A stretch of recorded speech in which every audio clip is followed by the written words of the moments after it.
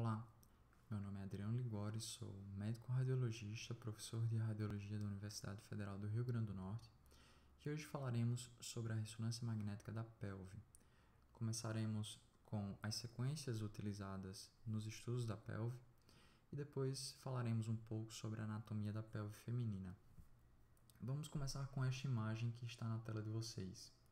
Como vocês podem observar, é um plano sagital. Aqui está a parede abdominal anterior, aqui está a região do sacro e aqui está o púbis.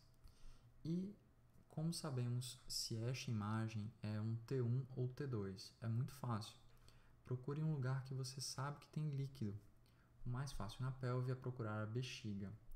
A bexiga está nesta topografia e no seu interior tem urina, que é um líquido.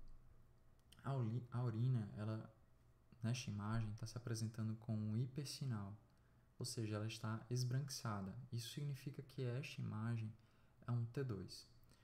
Além disso, vocês podem observar que nesta topografia existe um líquido também com hipersinal em T2 e este líquido está distendendo uma estrutura. Existe uma parede aqui atrás e uma parede aqui na frente.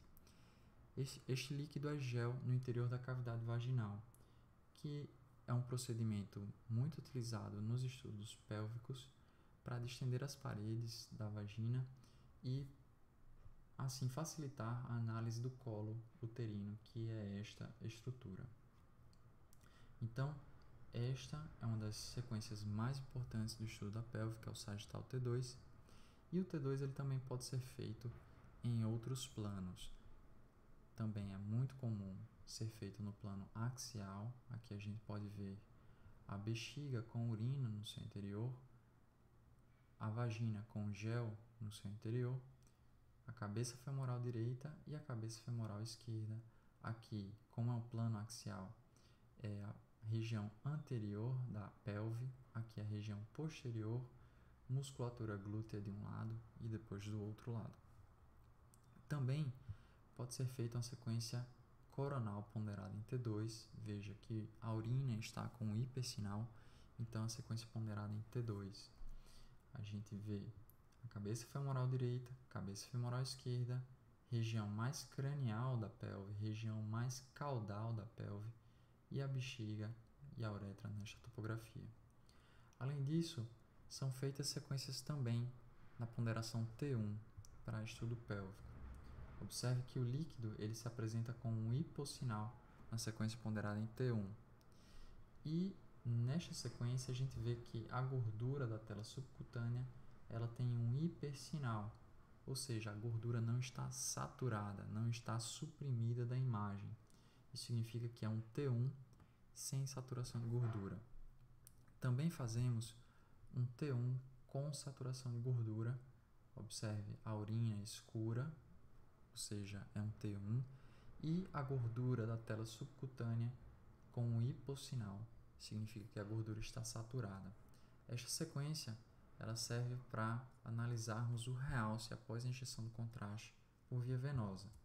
Observe deste lado a fase sem contraste e deste lado a fase contrastada, contraste sendo acumulado no interior da bexiga, e aqui observe o realce dos órgãos pélvicos.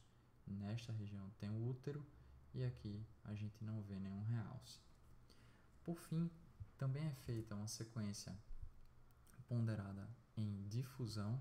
Uma sequência de difusão é uma sequência que não tem uma função de avaliar a anatomia das estruturas pélvicas, mas sim ela tem a capacidade de dar uma informação funcional.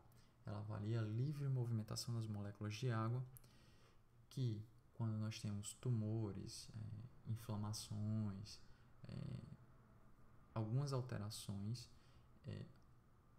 a difusibilidade das moléculas de água pode estar reduzida e que vai se apresentar de uma maneira diferente na sequência de difusão daquelas estruturas que não têm uma restrição à movimentação das moléculas de água. Então, é uma sequência bastante importante para diversas análises da pelve. Lembrando que a sequência de difusão ela é sempre analisada em conjunto com um mapa que se chama mapa de ADC, que é uma imagem, um pós-processamento que é feito dessa sequência de fusão e elas são analisadas lado a lado. Então essas são as sequências mais básicas do estudo da pelve, e existem variações de ângulos, variações de tamanho da área a ser analisada. Existem algumas variações que podem ser feitas, mas essas são as sequências mais básicas utilizadas no estudo pélvico. Agora vamos iniciar a análise da anatomia pélvica feminina na ressonância magnética. Temos aqui duas pacientes que realizaram ressonância magnética da pelve e de um lado vemos o sagital T2 de uma paciente e aqui o sagital T2 de uma outra paciente. Podemos observar que a posição do útero é diferente entre as pacientes. Este útero existe uma posição para trás, aqui temos a parede abdominal anterior, aqui está a região glútea, aqui está o sacro. E vemos que o corpo uterino ele está voltado para trás. Esse útero é classificado como útero retrofletido. Já esta paciente do lado direito, vemos que o útero, o corpo uterino, que é esta porção aqui, ele está voltado para frente. Então, é chamado de útero antefletido. Então, ante para frente e retro para trás. Essa relação do corpo uterino com o colo uterino é que determina se classificaremos como antefletido ou retrofletido. Aqui a gente vê que existe uma flexão do corpo uterino em relação ao colo uterino, uma flexão para trás, ou seja, retrofletido, e aqui do lado direito vemos uma flexão do corpo uterino em relação ao corpo uterino para frente, então é chamado de antefletido. Também existe a classificação de versão, se é antevertido, médio vertido ou retrofletido, aliás, retrovertido. Essa classificação ela é baseada na posição do colo uterino. Por exemplo, este colo ele não está orientado nem para trás nem para frente, então é dito um colo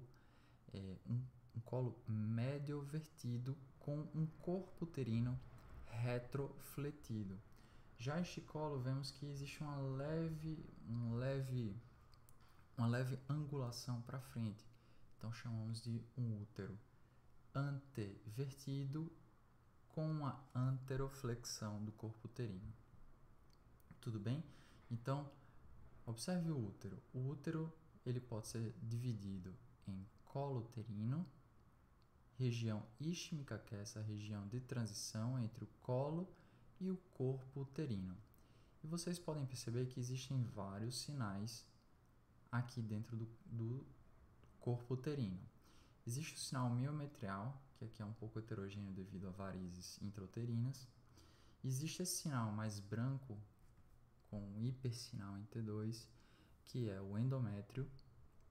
E existe essa faixa mais escura entre esses dois tecidos, que isso daqui é chamado de zona de transição, e podemos identificar neste outro caso também essas mesmas camadas. Aqui o miométrio, o endométrio e uma pequena faixa escura que é a zona de transição.